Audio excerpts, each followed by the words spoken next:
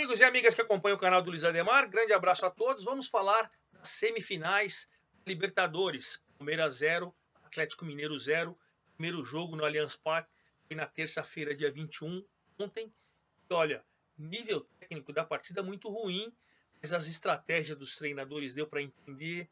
Deu para entender também a preocupação do Palmeiras em não tomar gol dentro de casa, porque é gol qualificado na Libertadores.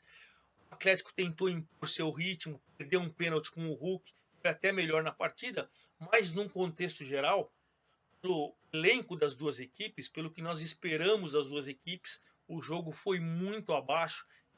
Trabalhei na transmissão na Xeni no Campo, na web rádio Xeni no Campo, e olha, eu dei nota 4 para o jogo. Não sei o que vocês acham, mas achei o jogo muito ruim. Agora, se engana quem pensa que o Atlético vai ter vantagem por jogar em casa com o público. O Palmeiras fez a estratégia se vencer por um gol de diferença, ou vencer sem tomar gols.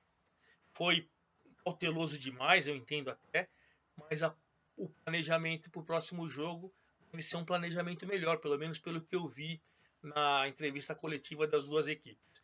Mas antes da gente bater um papo sobre o jogo, quero convidá-los a fazer inscrição no canal do Luiz Ademar, ativar o sininho, principalmente o seu like, dê sua informação, dê sua opinião, me fale o que você achou desse primeiro duelo tecnicamente ruim do Palmeiras 0, Atlético 0. Gente, o Palmeiras na partida no Allianz Parque começou de uma maneira que eu entendi inteligente por parte do Abel Ferreira. Quando o Danilo, com o tornozelo machucado, já não tinha jogado no Chapecó, quando o Palmeiras venceu o Chapecoense por 2-0 no Campeonato Brasileiro, ele fez a opção pelo Felipe Melo. E o Felipe Melo é aquele cara que pode ser um terceiro zagueiro, né? Ele pode participar de uma linha de 5, muitas vezes foi feita, você segura os dois laterais, os dois zagueiros e o Felipe Melo, para impedir a transição da bola entre o meio-campo e o ataque do Atlético. O Felipe Melo, aquele cara aguerrido, aquele cara voluntarioso, aquele cara que intimida, que briga, que... Enfim, eu entendi a estratégia. O Danilo não estava 100% das suas condições físicas. Foi inteligente. Também gostei quando eu vi o Palmeiras jogando com o Dudu e o Rony pelos lados e um centroavante. Porque o centroavante segura o Nathan Silva e o Júnior Alonso, que também tem capacidade de sair com a bola dominada, são fortes na bola aérea defensiva e ofensiva e tal. Segura, eles ficaram mais dentro da defesa. O Palmeiras jogando com o Luiz Adriano lá, ele segura. Quando você joga com 3 atacantes, você joga com o Wesley, com o Rony, com o Dudu, esses caras têm movimentação e os zagueiros vão saindo, eles não têm tanto medo, não tem um artilheiro. É verdade que, tecnicamente, o Dudu foi muito abaixo, o Rony foi muito abaixo, Luiz Adriano também, o Rafael Veiga, que é o articulador, muito bem marcado. Os laterais, Marcos Rochas e o Piqueres, eles ficaram mais na marcação do que foram ao ataque. Foi um Palmeiras tímido. Foi um Palmeiras tímido. O Atlético, ao optar pelo Diego Costa com o Hulk, aí você tem o Nacho Fernandes chegando, você tem o Zaratio, enfim, tem os dois marcadores que são cães de guardas que sabem sair para o jogo, principalmente o Jair, o Alan e o Jair. O Arana, extremamente ofensivo, o tempo todo ajudando, participando do jogo ali. O Mariano um pouco mais cauteloso.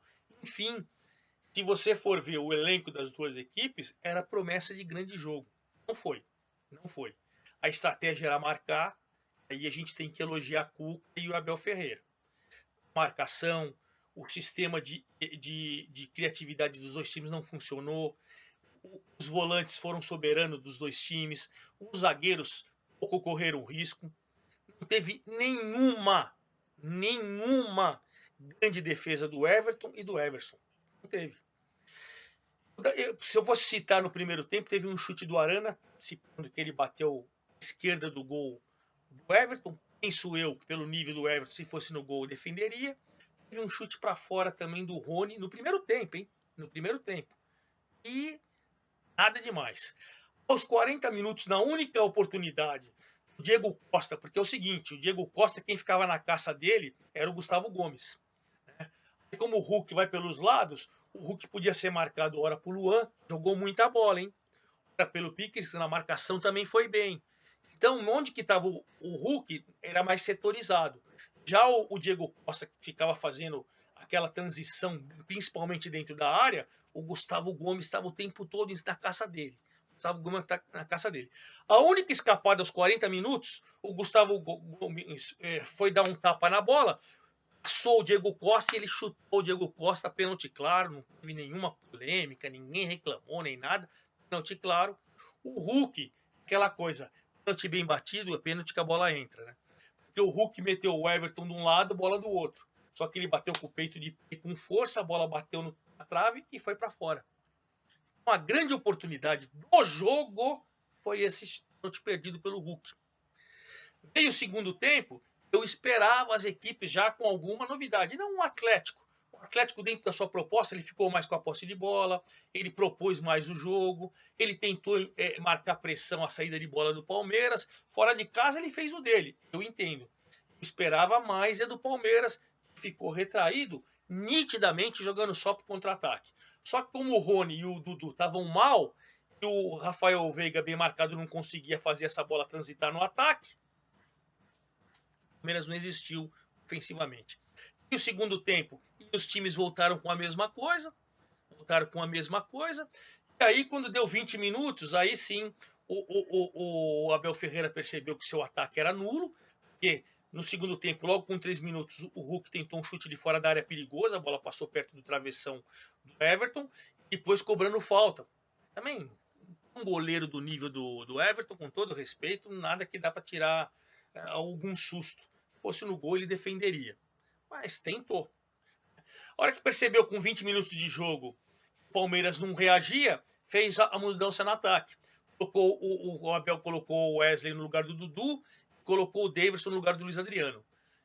O Dudu saiu, teve aquela nervoso, jogou as caneleiras para fora, enfim, fez aquele estardalhaço, não jogou nada.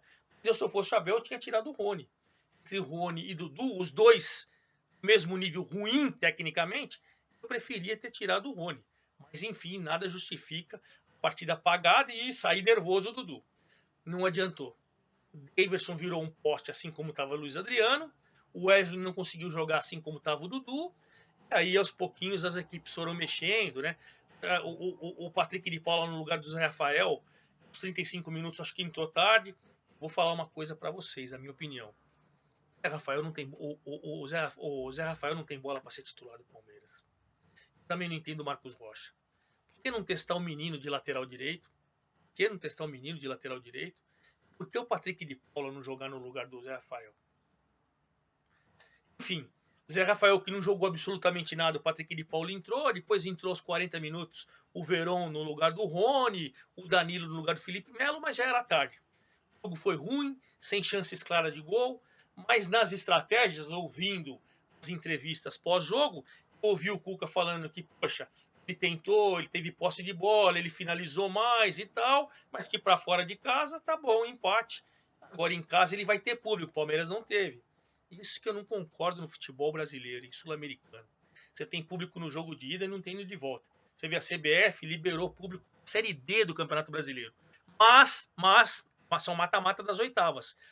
Se tiver público no jogo de ida, vai ter público no jogo de volta. Se o time da ida não puder, não vai ter público na volta.